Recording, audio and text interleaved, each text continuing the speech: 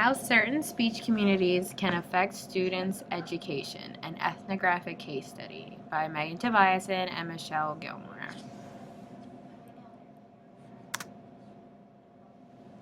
We work together because both prospective teachers who are double majoring in early childhood education and elementary education and minoring in ESOL.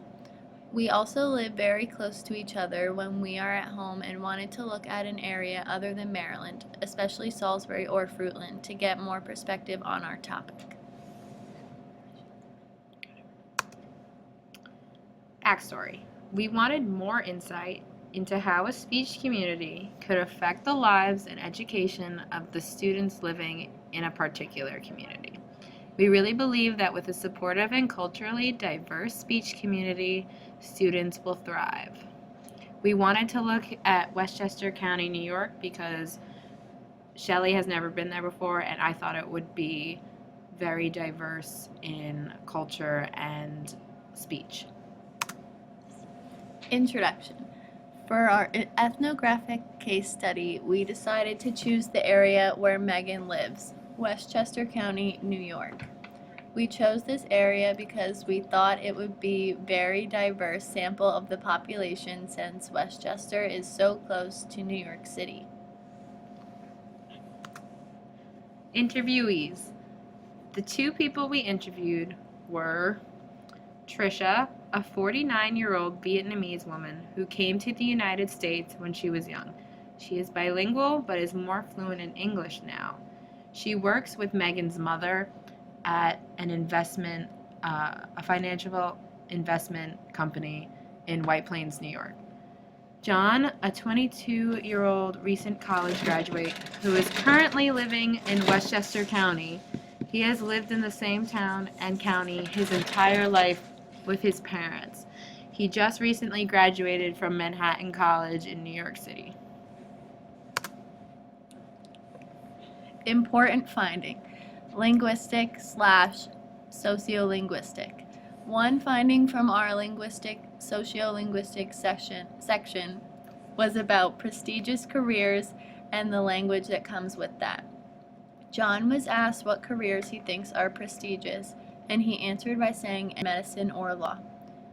We came to the conclusion that prestigious careers, like what John had said, come with a certain level of vocabulary. Along with this high level of vocabulary, it also comes with a certain judgment from society that they are very intelligent. They've been through a lot of schooling, so they must have an excellent way of speaking. Important finding, linguistic, sociolinguistic. One more important linguistic and sociolinguistic fact was Trisha and her brother learned English from watching cartoons. It was hard for them to learn because they didn't know anyone, so her brother and her learned to speak English watching TV, and especially cartoons. We thought that this was important because it made us question whether or not this was a positive way to learn English. Cartoons are full of imagination, nonsense words, and sometimes violence, and we were concerned about the effects this would have on children if this was their only source for learning English. If the community had a place where ESOL students and bilingual members of the community could go to, it would be a different story, but since they learned this directly from television, we didn't know if this was positive or negative. Important finding, cultural. Trisha said in the interview that it was very hard for her and her brother in the school because there was not anyone in the building that spoke Vietnamese. They were also the only Asian students in the school. We saw that, especially in the area of Westchester County, there is a large percentage of Caucasians there, so the chance of them growing up with anyone that was even just Asian was very low. We believe that this contributed to the loss of their first majority language, Vietnamese, and helped them learn their minority language, English, being that there was no one else around except for their parents to speak Vietnamese with, but they were trying to learn English. Important finding, cultural. Trisha's first grade teacher, who she speaks so highly of now, said she is the kindest person I ever met. She said that her teacher made the greatest impact by reading to her and having her read stories out loud as well. This really made me and Michelle super happy because we're teachers and we hope that one day we could be like this to one of our students.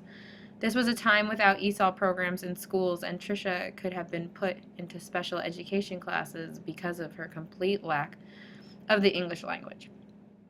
We believe that because this community is mostly made up of Caucasian people who don't put a large emphasis on ESOL programs because they're not needed very often and they cost more money than they're worth to this particular community.